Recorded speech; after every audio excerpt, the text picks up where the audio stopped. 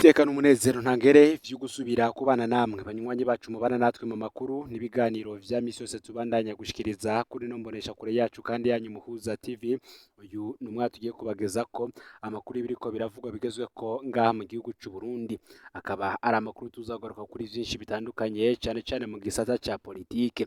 Muri ano makuru muraza kumvirizamwo amazina y'abagabo bakomeye cane ngaha mu gihugu c'u Burundi kuva mu mwaka w'2005 CNDD FDD ifashe ubutegetsi. Harazamwo izina nka General Arenguiyome Bunyoni, haze kuzamwo General Gervais Ndirakobuca, Evariste Ndayishimiye ndetse n'ibindi bihangange bitandukanye, harimwo umukuru w'ibiro bikuru vy'igisirikare Prime Niyongabo n'abandi batandukanye.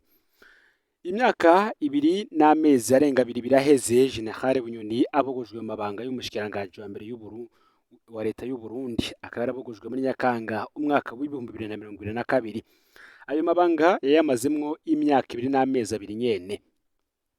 Imbere yo kumukura naho atamuvuga izina, President Ndayishimiye yaragirije Bunyoni ko ashaka kumutembagaza. Mu ijambo yavugiye Igitega kugenekerezo ya 2 Nyakanga umwaka w'2022, imisi 5 imbere yuko amukura, President Ndayishimiye yagereranije General Bunyoni nk'amaconco umwami Mwezi Gisabo yari yarahaye vyose ariko akipfuza intebe y'umwami.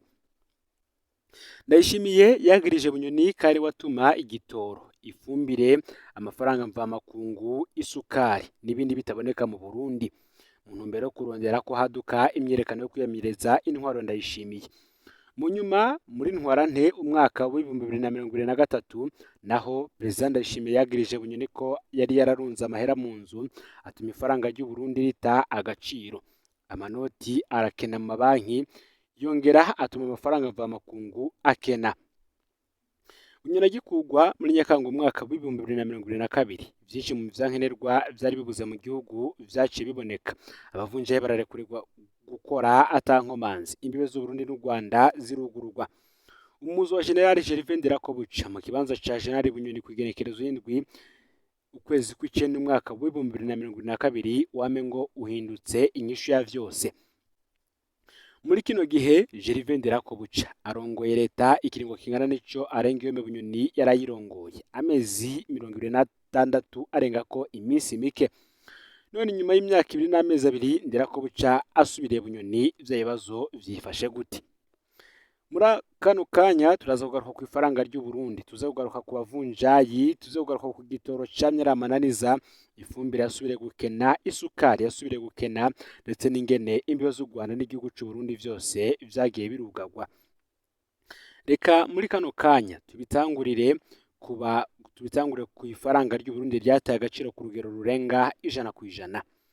General Arenguiyome Bunyoni yasize idolari rimwe ry'abanyamerika rivunjwa hafi 4,000 y'amafaranga y'amarundi. Abavunjayi ico gihe abenshi mu mezi 26 Bunyoni yarongoye leta, agaciro k'ifaranga ry'u Burundi ntekahindutse kanini dufatiye ku rugero leta ya President Nkurunziza yasize ifaranga rigezeko. Mu mezi Ndirakobuca ajeje gutwara nk'ayo Bunyoni yatwaye, idolari rimwe ry'abanyamerika rivunjwa amafaranga arenga 8,000 y'amarundi mu kinywabi. Ni ukuvuga ko mu mezi 26 Ndirakobuca amaze arongoye leta, ifaranga ry'u Burundi ryataye agaciro ku rugero rurenga 100%. Muri ruheshi kandi umwaka w'2023 President Ndayishimiye na Gervais Ndirakobuca barafashe ingingo yo guhindura amafaranga yose ibipapuro, intumbero yo guhana Bunyoni na bagenzi be bagirizwa kunyegeza amafaranga mu nzu zabo. Iyo ngingo ntaco yahinduye kiretse kongereza ubukene mu Burundi. Ikena ry'amanoti mu mabanki ryarabandanije inyuma. Iyo ngingo yababaje benshi cyane, harimwo n'abategetsi bakomeye cyane bo hejuru. Bamwe mu bantu kandi batorohewe na leta ya Bunyoni ni abavunjayi. Abatari bake barafashwe barapfungwa, hari n'abagandaguwe. Umuzo wa leta ya Ndirakobuca wazananye n'agahengwe ku bavunjayi, maze bahabwa uruhusha rwo gusubira gukora ku mugaragaro. Gusa inyuma y'amezi 26 Gervais Ndirakobuca amaze arongoye leta, ibintu vyasubiriye kuyangara. Ubu abavunjayi bahigwa nk'abansi b'igihugu. Muri aya mezi ho ibintu vyahinduye isura kuko hadutse bishasha, aho abavunjayi bafatirwa mu bubare no mu mihana yabo ataco bakoze kijanye no kuvunja amahera mvamakungu. Uwufashwe yajanwa mu busho bw'iperereza akananyaga ubutunzi bwiwe bwose, nta na hamwe nta na hamwe aheza ngo yitware. Benshi mu bavunjayi bakaba babayeho banyegeye canke bigasaba ko baha ibiturire bamwe nyene bajejwe kubafata kugira baze barababurira hageze kuja kubafata. Igitoro co camye ari amananiza. Imbere yo gukura Jenerali Bunyoni, Perezida Ndayishimiye yamwagirije ko mu mvugo ifobetse ko be na Societe Interpetrole aribo babuza igitoro kuboneka mu Burundi. Iryo shirahamwe ryarazwe ububasha ryari rifise hatanguzwa ishirahamwe rishasha ryitwa Prestige rivugwamo umupfasoni w'umukuru w'igihugu Angelina Ndayishimiye. Ishirahamwe Regideso naryo ryarahawe kurangura igitoro ribanje guhabwa umuyobozi mukuru yegereye cyane umuryango w'umukuru w'igihugu Majoro Jean Albert Manigomba. Amafaranga mvamakungu atari make yarasohowe mu banki nkuru y'igihugu BRB ahabwa ya sosiyete ivugwamo Angelina Ndayishimiye Prestige. Ivyakurikiye kabaye akamuna. Inshuro nyinshi igitoro carabuze amezi n'amezi, gake gake hakaza haracamwa agahengwe k'indwi zikeyi kikaboneka. Iyo kibonetse nako abategetsi bakigamba ko bakizanye imbere yuko gisubira gukena amezi n'amezi. Ubundi agikura Bunyoni, Perezida Ndayishimiye yavuga ko yifatiye mu minwe igitoro kuko kitagisubira kubura, none ubu kirakena akinumira. Gervais Ndirakobuca we imbere y'inama nshingamateka yaremanze ko ikibazo c'igitoro kimurengeye atari wakibazwa. Vy'ukuri ibijanye n'igitoro vyanyutse mu mezi 26 ya leta ya Ndirakobuca kurusha uko vyari vyifashe kuri leta ya Bunyoni, nk'uko abasesanguzi mu vya politike ndetse n'abakurikiranira hafi ibera mu gihugu babivuga. Ifumbire nayo kandi yarasubiriye gukena. Jenerali Bunyoni yakuye yagirizwa ko ari we nyegeza ifumbire ya FOMI kugira hatera inzara abarimyi bagumuke. Nyuma y'amezi 26 Gervais Ndirakobuca arongoye leta, ifumbire yasubiriye gukena mu gihugu cose. Abarimyi bakavuga ko bamaze amezi bararisha ifumbire, none igihe co kuyikoresha kiriko cabarenganye batayironse, cane cane iyo bita ure. Mu makomine mwamwe y'igihugu nka Mabanda na Nyanzarake abarihiye ibiro 50 bategekwa gusangira 10 umufuko umwe gusa w'ibiro 50. Aho rero udupapuro twerekana ko barishe baca batwakwa kugira ntihagire ico bazosubira kubaza. Ifumbire yo guha abanyagihugu irabura, ariko mu mabutike ho ikabiruzuye ku biciro vyo hejuru cyane. Ni mu gihe bamwe mu begereye ihinguriro FOMI batubwiye ko ifumbire yuzuye mu bubiko bwa FOMI, ariko ko batagira amazuti yo gushira mu miduga yunguruza ifumbire. Bakemeza ko bafise ikibazo cyo kubura amafaranga mvamakungu yo kurangura ivyankenerwa kugira ngo bahingure ifumbire ikenewe kandi yo sahiriza abarimyi bose bo mu gihugu. Ni mu gihe kandi igihe Bunyoni yabogozwa muri Nyakanga umwaka w'2022 isukari yaciye isubira kuboneka ukuri kwamye mu gihugu cose, ariko vyamaze umwanya urume rumara. Mu mezi 26 aheze Bunyoni avuye muri ayo mabanga, Ndirakobuca amaze arongoye leta, isukari yarabuze kenshi cyane mu gihugu. Mu nyuma leta yararekuye ko isukari yo hanze yinjira atamakori rishe. Ntivyatevye kandi ishiramwe Sosumo naryo ryaciye riduza igiciro c'isukari ku rugero rw'akataraboneka, gushika naho Perezida Ndayishimiye yategetse ko ico giciro kigabanuka, abarakweze ko isukari isubira gukena. Mu bubiko bwa Sosumo isukari iruzuye, ariko mu mihingo myinshi y'igihugu isukari irakenye. Naho kandi ku kibazo c'imigenderanire n'ayandi makungu, twibutse ko Bunyoni bivuga yuko atacana uwaka n'igihugu c'u Rwanda. Igihe Jenerali Bunyoni yabogozwa mu mwaka w'2022 harakoreshejwe imvugo nyinshi zo kumwambura iteka mu kumushirako ivyari bigoye igihugu vyose. Yariswe maconco, yariswe igifyoti. Inyuma y'amezi 26 rero arongoye leta, biraboneka ko rwose Gervais Ndirakobuca nawe yananiwe gutora umuti w'ibibazo bimwe bimwe. Hari ubutunzi bw'igihugu buri ahatemba. Ni mu gihe kandi Jenerali Bunyoni yapfuye gukugwa, imbibe z'Uburundi n'u Rwanda zari zugaye ku ntwara nkuru zica zugururwa mu buryo butangaje. Nta tangazo rya leta ryabayeho, abantu bagiye babona ku rubibe harengana. Ico gihe imbibe zugururwa, abantu benshi bibajije ko Bunyoni ari we yari intambamyi kwigururwa ry'imbibe. Gusa inyuma y'amezi 26 Gervais Ndirakobuca amaze arongoye leta, imbibe zarasubiriye kugarwa. kugara imbibe vyakweza ubukene ku mipaka. Abanyagihugu bo hafi y'imipaka baridoga cyane kubera bahora bashora ivyabo mu Rwanda.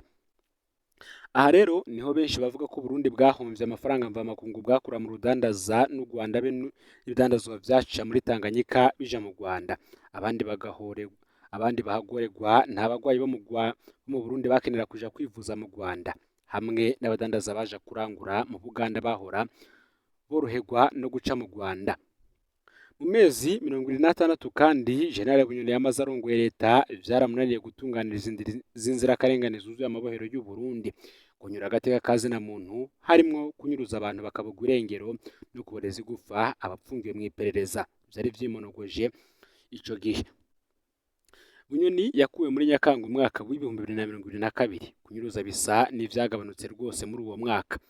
Mu mezi 26 Gervais Ndirakobuca amaze arongoye leta nta cyakozwe ngo ivyo bintu bihinduke. Kunyuruza abantu bakabugwa irengero vyasubiriye kwimonogoza muri uyu mwaka w'ibihumbi 2024. Kuboreza igufa abapfungiwe mu iperereza vyasubiriye kuba umugenzo. Igisata c'ubucamanza kikaba gisigaye ari igisata c'akarenganyo gusa. Leta ya Bunyoni ntaco yakoze ngo isubire kunywanisha abarundi batatanye kubera ikiringo ca gatatu ca Nkurunziza. Leta ya Ndirakobuca nico kimwe. Abatemeye ico kiringo babandanya kwitwa abansi b'igihugu. Nta ntumbero nimwe iriho yo kwiga ingene abanyepolitike abarinda agateka kazina muntu n'abamenyesha makuru bahunze bogaruka mu Burundi. Gusa mu myaka 2 n'amezi 2 Gervais Ndirakobuca amaze ari umushikiranganje wa mbere, nta ntumbero na ntoyi yo kunywanisha abarundi yigeze iboneka nk'uko bitangazwa. Igihe Bunyoni yabogozwa muri Ruheshi umwaka w'ibihumbi 2022 nk'uko nari nabigarutse ko harakoreshejwe imvugo nyinshi zitandukanye zo kumwambura iteka mu kumushira ko ivyari bigoye igihugu vyose. Yariswe maconco, yariswe gifyoti. Inyuma y'amezi 26 rero Gervais Ndirakobuca amaze nawe yananiwe gutora umuti w'ibibazo. Ubutunzi bw'igihugu buri inyuma yaho Bunyoni yabusize. Ubukene bwariyongereye mu Burundi, ubusuma bwarabandanije mu bigaga vya leta, abanyonyezi ntibahanwa, agateka ko mu Burundi kabandanije gusibangana. Icizere intwaro Ndayishimiye yagiriwe n'amakungu agitangura carakorotse rwose. Ni mu gihe mu mezi 26 arenga ku kwezi kumwe Gervais Ndirakobuca agiye kumara ari umushikiranganje wa mbere yarananiwe. Nkuko leta yari ifise ikibazo cyo kubana na Angela Ndayishimiye asanzwe yifata nka ina Burundi canke nyene Burundi, maze umushikiranganje wa mbere akayobe gutwara igihugu ari we, niko vyabandanije no kuri leta ya Gervais Ndirakobuca. Ngo basigaye kumenya gifyoti mushashu wari we nico bazomukoza. Gese bazubahuka kumukorako imbere y'amatora y'umwaka w'ibihumbi 2025 canke bazomubogoza kugira basubire gukanga abanyagihugu ngo impinduka iraje. Ivyo nivyo benshi mu bakurikiranira politike hafi bibaza. Mu yandi makuru kandi arabana n'igisata c'ubutungane, hari umukuru w'umutumba n'imbonerakure baraye barengukijwe imbere y'inyamiramabi. None ngo nukwera iki babandanya bidegemvya. Mu gihe umukuru w'umutumba wa Buhurika Niyonkuru Japhet ari kumwe n'imbonerakure baherutse guhako kugandagura umunyagihugu ntaco nayigize Ernest bamuhuraguye amahiri. Kwigenekerezo ya 27 Kigarama uyu mwaka barumvirijwe n'inyamiramabi ku mugwa mukuru wa komine Musigati.